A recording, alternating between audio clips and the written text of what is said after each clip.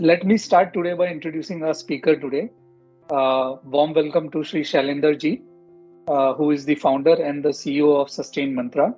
Shailendra Singh ji is a sustainable development strategist with a keen interest on impact on climate change on business models. He is a Bachelor of Chemical Engineering and JBIMS alumni. He has over 3 decades of technical and commercial experience in chemicals, plastics, and packaging with leading global MNCs in Asia Pacific region in the senior leadership role. He has held various board positions such as in Indian Institute of Packaging, Society of Plastics Engineering India, and All India Printing Inks Manufacturing Association. He now runs his own company known as Sustain Mantra, focusing on demystifying sustainability and enabling circular economy actions focused on SME segment. So thank you very much, Shailendra ji, for coming on board and speaking to us today on this important issue. I'll introduce myself. My name is Lokesh Bohra. I'm a Senior Vice President leading efforts in social impact and advisory practice at Praxis Global Alliance. So let's begin today on this topic, on a very important topic, demystifying ESG and trends for 2022-2023. I'll just give you a context and a background. Sure. The COVID-19 pandemic brought in environmental, social, and governance issues to a greater highlight. The way we do businesses, the way we conduct businesses, and how it is perceived in a public eye, bringing the whole ESG issues and various parameters at the core of the board agenda of all these businesses. While India is still we may say it's still in a very nascent stage at the moment when it comes to ESG investments or businesses, but now businesses are finding it very crucial to develop the overall strategy, keeping ESG principles into account. So the way they conduct business is more important with the ESG context. With BRSR reporting guidelines, ESG ratings, disclosures, regulatory measures, we tend to demystify ESG and the nuances around it with these conversations.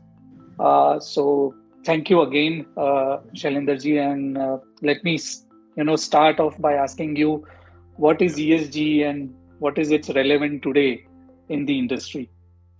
Yeah, thanks, Lokesh, and nice to be here and chatting with you on this subject. And I hope I'll be able to clear some of the air of mystery around sustainability.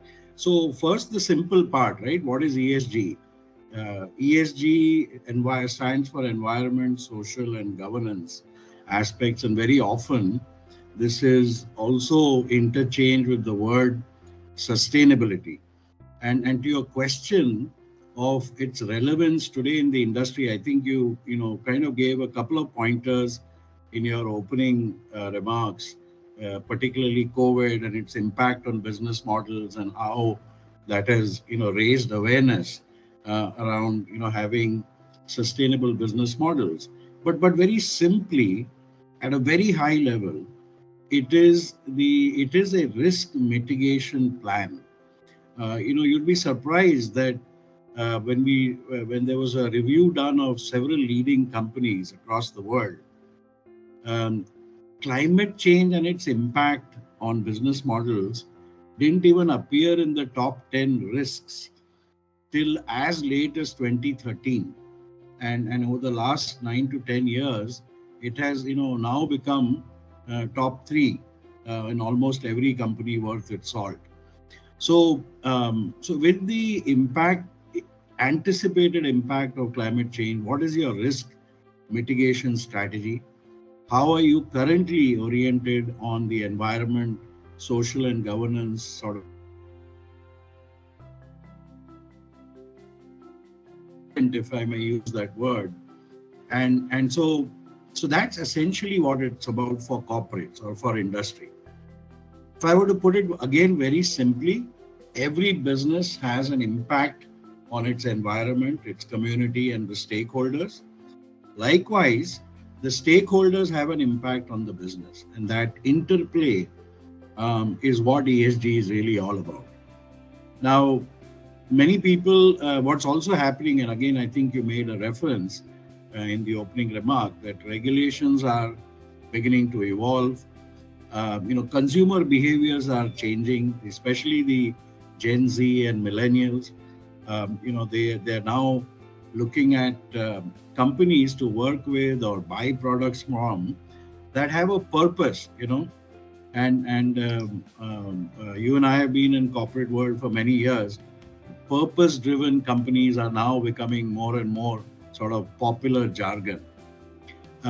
Lastly, I want to say that very often people think that, oh, if we do these ESG actions or sustainability actions, it's actually going to cost us money, and what's the return on that money?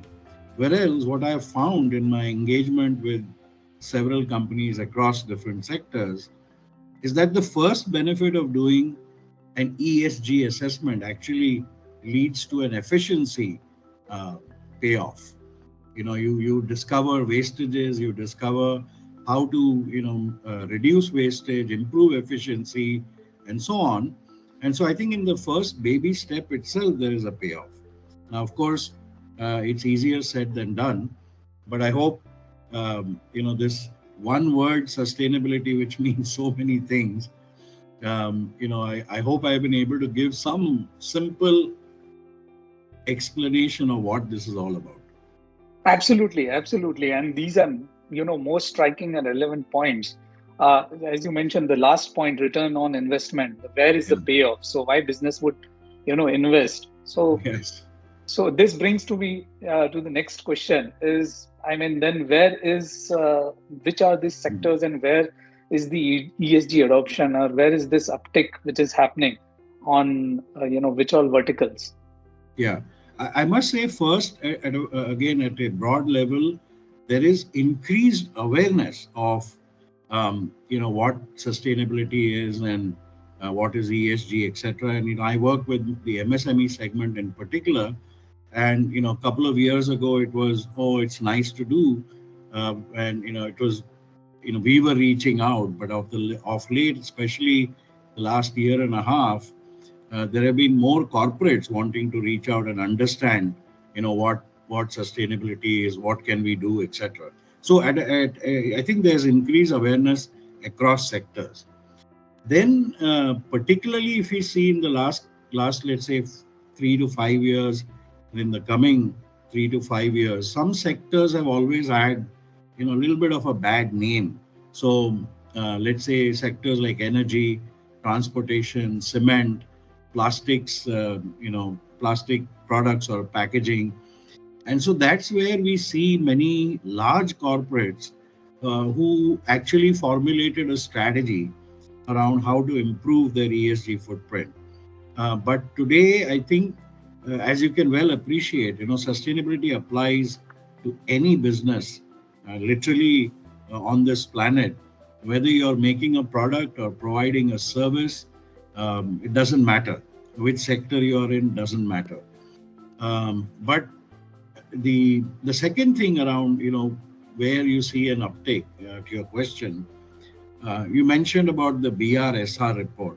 So the top 1,000 companies, let's say on the list on the stock exchange, are now required to compulsorily file a BRSR report. So there, you see, those companies waking up, and that's a mix of, traditional infrastructure-based companies, Yeah. chemicals, FMCG, etc. Now, what I believe is that the BRSR requirement, I think, eventually will percolate to every company listed on the stock exchange. And indirectly, as these companies are held accountable, those will percolate further into their supply chains and sort of the unorganized or the MSME segment. So, one more important trend that I see in terms of, let's say, adoption, is many companies that are planning to issue an IPO, for Yeah. example. They want to make sure that they have a good sustainability story. So it's about raising capital. Um, so one is seeing that, but if I were to pick a few sectors, I would definitely narrow down on cement, building and construction, energy, transportation, and possibly plastics as sort of the ones that are ahead. Now, amongst the organized sector, the large corporates, whether they are global multinationals or Indian large corporates, have been on this journey for about 8 to 9, 10 years, and some of them have achieved some, pretty striking milestones. But yet, there's a lot more left to be done. Yeah, sure. Any view on the startups, the unicorns? Not as much. I mean, there are a few startups that that are getting on to this. Any new startup in the field of materials and products, I think, just by the general environment, they want to have a sustainability story, Yeah, right? In terms of attracting the right consumers, market segments, etc. Um, Other than and if I were to pick unicorns, um, uh, you know, let's say Nika, for example, has a fairly strong sustainability strategy. Um, Not many that come to my mind yeah, otherwise straight away. But the point also is that there are many unicorns waiting to happen yeah, as we transition to this more sustainable world. And one particular example of a sector that's evolving is the waste management sector, where I think it's waiting to happen.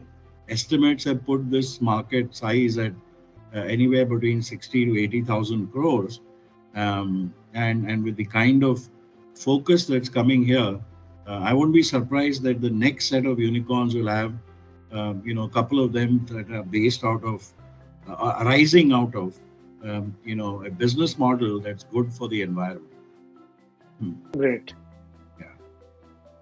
Uh, this brings me, since you talked about the corporates and the different types of businesses uh, and startups as well. So I just want to ask you, I mean, does ESG drives a better investment call for the investors and the shareholders? Yeah, great question. And um, in India, it's evolving, but let's look at what's happening globally, right? I mean, especially in Europe and US, you've had now large corporates being taken to court because they made false sustainability claims. I'm sure you're quite aware of shareholder activism, where CEOs of companies and boards can be driven out if they don't have a credible sustainability story, or Yeah, they don't see the corporate taking actions. So, and then very large investors, to name a few like BlackRock and others, banks, etc., are now beginning to allocate funds based on how sustainable your business model is. Are you operating in sectors that have traditionally a bad name, fossil fuel based, for example, and large oil companies are also beginning to feel the pressure. So, if we believe that the future of this planet is in sustainability, then clearly orienting yourself, recognizing the risks, having risk mitigation plans in place would, by common sense, lead yeah, to a better investment decisions. The buzzword in the industry now used to be VUCA. Now it is yeah, resilience. People talk about resilience and how resilient your business models are to impact of climate change and other factors. Um, then, if we look at, let's say, some examples, at a industry level, I think and in India, solar power and how it has become more competitive, yeah, over the last 5, 10 years is a striking story. India is now amongst the top five countries that will generate solar power, and you can see the amount of investments that are coming in into this sector.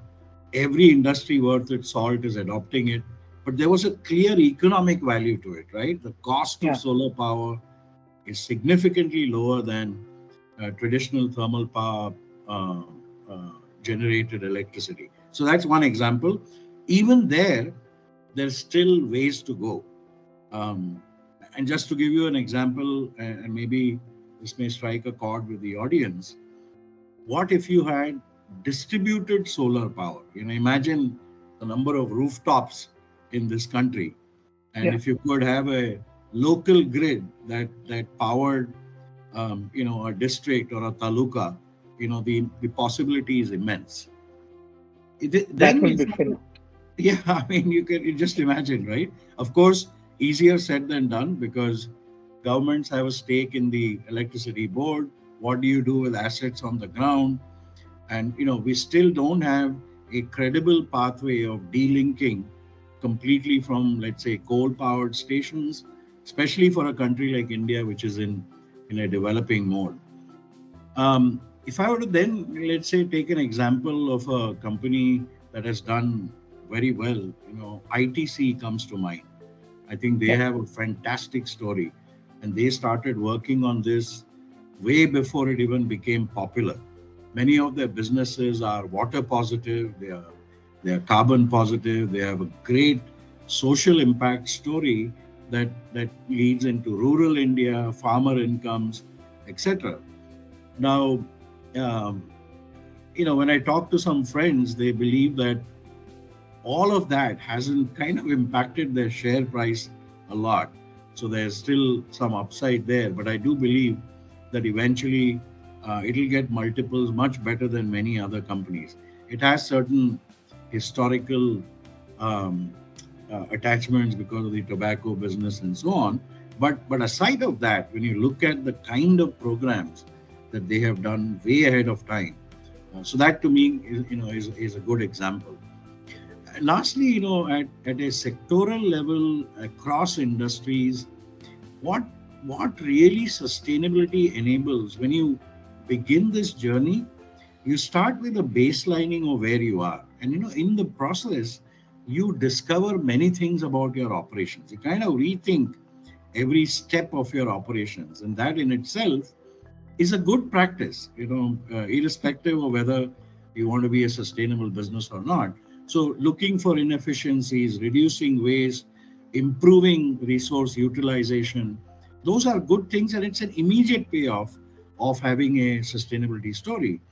Secondly, in terms of attracting talent, I think this is going to become a big factor. And I'll give you one classic case that goes back to, again, the time of COVID. If you remember, I think it was Tata Group, and I think, if my memory serves me right, companies like Pidilite, etc., that said, we are not going to cut salaries, we're not going to lay off people. Can you imagine the power of those kind of decisions on employee loyalty, retention? Today's Gen Z want to work with companies that have a purpose, right? So they feel yeah, proud that they are working for a company recognized for its purpose. So it has. One would argue these are not good investment. How are they good investment decisions? But if you believe that planet, people, and profit is sort of the three things, then the most one of the most important segment of the people are the employees that work for you. you know absolutely. and so that builds corporate image, brand image, and so on. And so therefore there are several payoffs of having a good social impact story, along with the environment and governance aspects of it. You made great points, great Thank example you. in terms of Thank you. ITC, and so really appreciate that perspective from yours. Thank you. So that brings me to another question, which many people, during our conversations ask Mhm. us that how do we assess, the impact, or how do we implement ESG on ground and assess the Mm. impact? According to you, can you help us understand all these frameworks and what is relevant from India perspective? Yeah. Again, this is one of my pet peeves about this whole sustainability reporting, ranking, rating kind of thing. First, let me say that there are too many frameworks.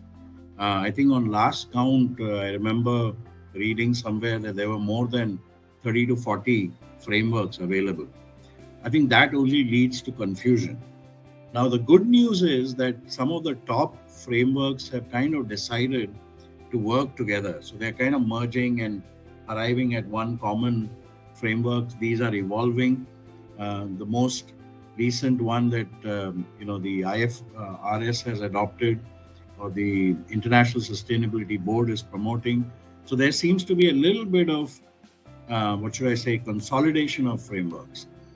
Now, on the flip side, for every 3 or 4 guys that are consolidating, there seem to be new frameworks that are coming out, which are driven by banks, the big 4 consulting companies, stock exchanges, and so on.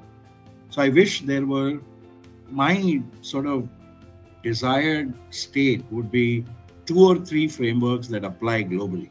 I think that will simplify many things. Now, in India, we have chosen to go with sort of the principles of responsible investment, where you see those elements drawn into the business responsibility reporting earlier, and now BRSR, which is still derived from the PRI principles, but also draw on the GRI framework, Yes. the Global Resource Institute framework. And I think directionally, they are, GRI is probably the most popular. Many companies globally follow that. So, not a bad place to start, I believe. And right now the focus is on, reporting, and especially with the top 1,000 companies being required to report it, and then hopefully every company being required to report it. The danger is going to, my worry is that will these be reports only for the sake of reports? And how does one measure, quantify, rank companies within a sector, one sector versus the other, to make it really more insightful? There are agencies that are working on this, but the without having a solid framework to integrate non-financial parameters, some part of it always remains subjective. That's not good, for Yeah. leaving subjectivity, because then, it's my impression versus your, or what I think should be right. But these will evolve. We have made the first step. I think from a reporting standpoint, the GRI framework is not a bad one to start with. Many companies, aside of this, follow TCFD as another framework, and then there is SASB. But like I said earlier, SASB, TCFD eventually, and GRI eventually will merge into one standard that's currently being uh, proposed by IFRS globally. So we can do with, what happens is when there's so much focus on reporting, sometimes it takes away from the actions that are required. Actions are going to make a difference. And therefore, you will see recently lots of corporates being hauled up for greenwashing, Yeah. which initiatives that appear to be sustainable, but when you dig deep, you find that they really are not. And to me, it's a landmark thing that in Denmark and other places, corporates have been forced to take back sustainability claims. All these are, to my mind, markers of an evolving landscape. So things will get clearer, I guess, in the time to come. My only point is that we don't have too much time to waste. And so we need to get this done pretty quickly. These are really insightful points, you made. So this brings me to the next question. Since you mentioned about the companies trying to implement ESG in various forms through various frameworks, and there is a standard framework which is available now in India, PRI and BRSR and the GRIs. So some companies are also adopting GRIs. I want to sort of check with you where whether the company's efforts are focused, whether they need specific talent to do these sort of reportings and then file the disclosures. So how does this entire ESG reporting and integration play around? Yeah. So in terms of implementation, first the frameworks provide you at least a guide, right? A pathway of what Yeah. are the critical elements, what are we supposed to report on. So it kind of gives you a lens to take and look at your existing operations, whether it's on the ES or G verticals. And sometimes when we work on baselining assessments for companies, we will take that framework to kind of and plot where the company is on that framework to show where the gaps are and what are the actions that need to be taken so that the gaps are closed. So I think the framework provide that guide to follow. Now, then comes, after you've done the gap analysis, then comes, okay, so where do I start? What do I do? What is priority?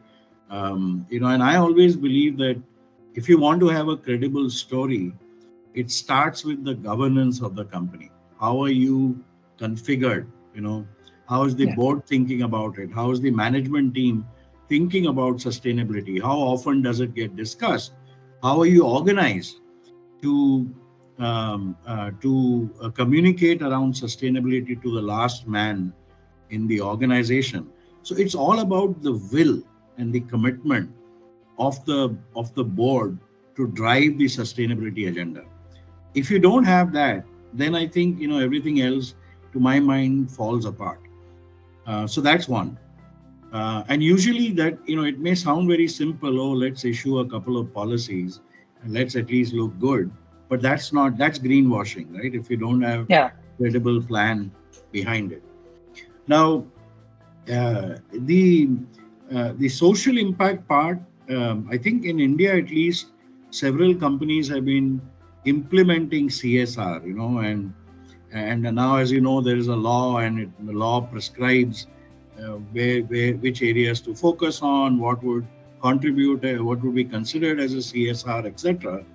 But to my mind, a good sustainability story is going beyond the letter of the law and more around the spirit of the law, and then looking at it from a 360-degree, starting with your employees, your immediate community, your supply chain, vendors, customers, etc. Then, of course, is the environment part where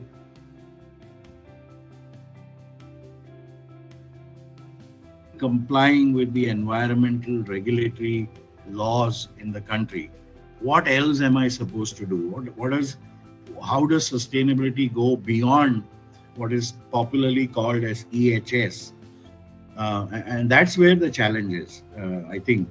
Um, so when you start listing the possible action areas, prioritizing on which ones to work, to me, becomes a part of the strategy the company has. No company can go, sustainability is a journey, it's not a destination. Yeah. So if you have a good roadmap, you will reach, the journey will be very less painful. People will come along, they will see the larger impact of this thing. Um, to the third thing that's happening now is because capital is being kind of organized into ESG capital and non-ESG capital, if Yeah. I can use that term. Currently, I believe there is more impact capital chasing very few projects. So, so there is, for corporates, that's a good place to be in, so that you can raise finance if you have a um, credible story. Um, uh, of course, having a credible sustainability story apart from compliance is also a great communication tool to all your stakeholders. It directly flows into brand building, corporate image building, and so on.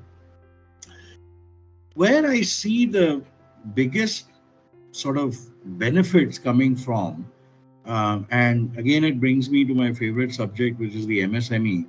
And I'm glad to see that large corporates are now also beginning to, they are stuck now on what are popularly known as Scope 3 emissions. Scope 1 and Yeah. Scope 2 were kind of under their control, so they have done whatever they could. But the big one next is Scope 3, which is the supply chain, which is MSME and all your vendors and customers. How do you influence that? And that's where I think there is huge way to go. Um, and and uh, in order to make progress, the ability to show a direct line of sight between sustainable action and return on those actions, not just in terms of lower cost or and things like that, but also about how it will enable new geographies, new customers, new markets. I think that line of sight is not very clear yet. In many of my engagements with MSME owners of businesses and families, that's where I think there's a lot of confusion, and that's where we try to go in and kind of talk in simple terms, do not use a lot of jargons, and try to show them that line of sight or the return on investments for them. Lastly, I want to say, just imagine a world. There's so much discussion going on right now about Scope 3, you know, emissions, and if every organization was doing Scope 1 and Scope 2 reporting correctly, you wouldn't need Scope 3. Scope 3 becomes baseless because somebody's Scope 2 is your Scope 3. The problem is that Absolutely. we are not able to do Scope 1 and Scope 2 with certainty across sectors. So uh, it's evolving, and this evolving nature of this landscape is what attracts me personally, because it throws up so much opportunities. The last part of your question of where is the talent, I think that's a big one that that many companies are now beginning to awaken to, is where are the people who will staff these roles, who understand the complex interrelations. And unfortunately in India, apart from a few colleges, it's not taught in colleges or universities as a subject. Some of it is science based, of course, but there is a lot to do with social and governance, which not necessarily engineers or scientists can provide the answer. So the flip side is, you don't necessarily need to be an engineer or a scientist to be a sustainability practitioner. The many facets of ESG that every stream can bring. The challenge is integrating these streams into a subject matter called ESG or called sustainability. So there's, especially in India, I think, much scope for that to happen, because that's where the talent will come from, and then take on roles, within various organizations. These points uh, have so much structure to it in terms of the approach these companies can basically adopt, and Mm. various steps, the various action points which you have highlighted Yeah. gives a lot of perspective in terms of how do we go about and how one views it, simply put forth, in a very very very simple language for all our audiences. uh, the question which I have in my mind is, uh, obviously, this is not an easy road to go. So there will be various challenges in times to come. So what are the 3 4 challenges which you see, and how will they be prepared, or how will these companies overcome it?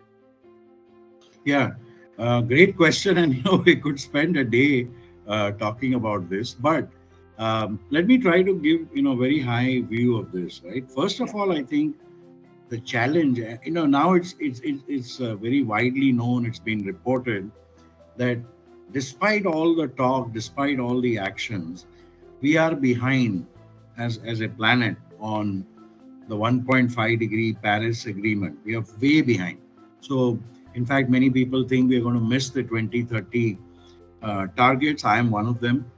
And I believe that then when you look at the various COPs that have happened, it's not a new subject.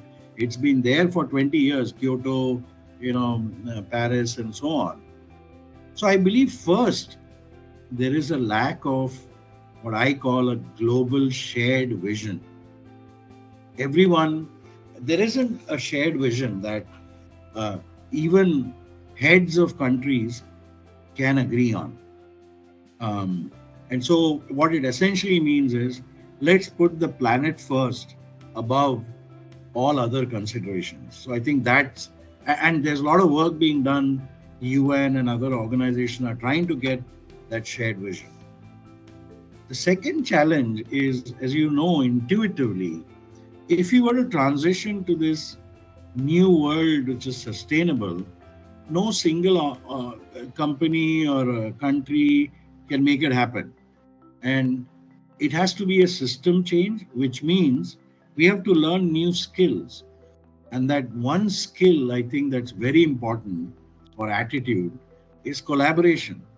Lokesh, as human beings and as products of the linear economy, we have been hardwired to think competitively.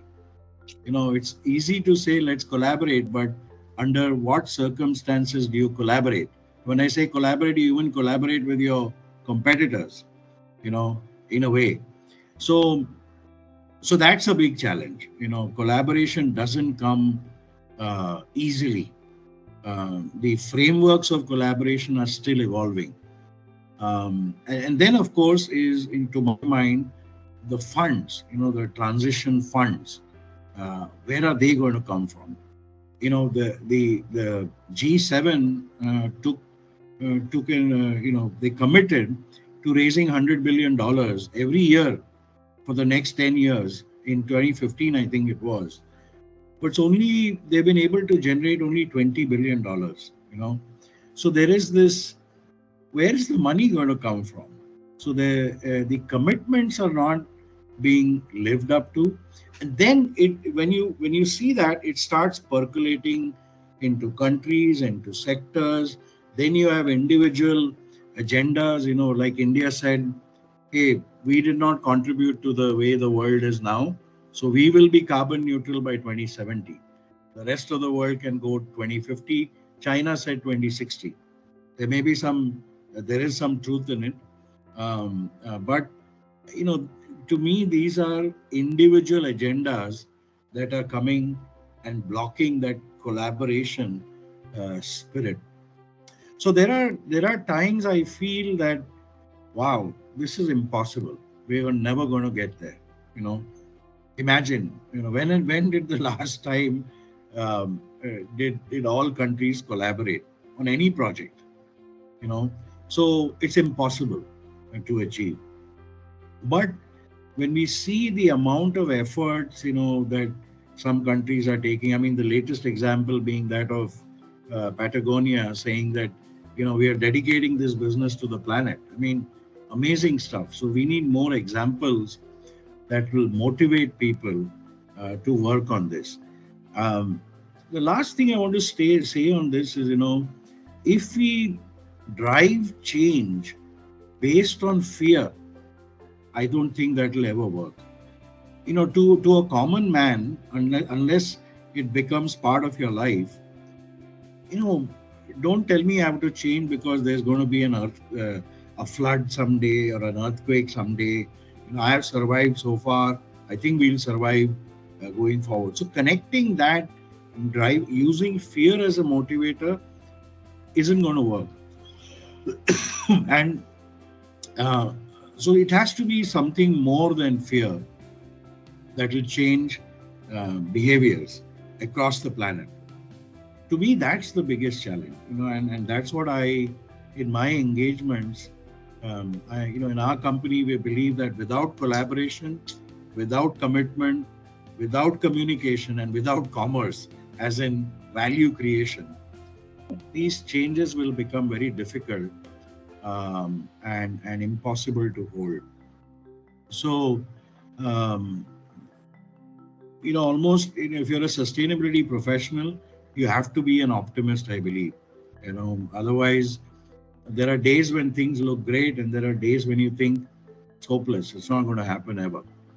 So, um, um, many challenges, but at a high level, these are what I see as the main ones.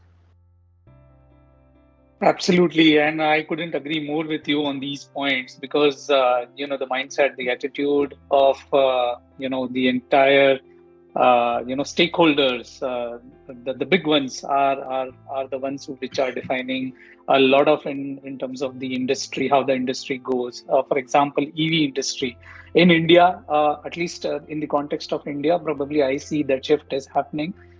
Plastics, as you rightly said, is another sector which I see quite a lot of action which is happening. And that's where a collective effort at a very India level probably drives that change. Solar, as you mentioned, is Yeah, one such example wherein a lot of attention is driven. A lot of clean energy has been generated, and that has been implemented, and this has been adopted by the people. So it yeah, is not enforced by the government, but it is adopted by the people to bring that change because they are more conscious in their efforts overall, and that's where the change will come slowly and gradually. So that was it from my side, and I couldn't thank you more for giving your perspective and opening up to us and our viewers and audience with a lot of perspective and insights which you gave today. And I really appreciate your time today here with us at Praxis.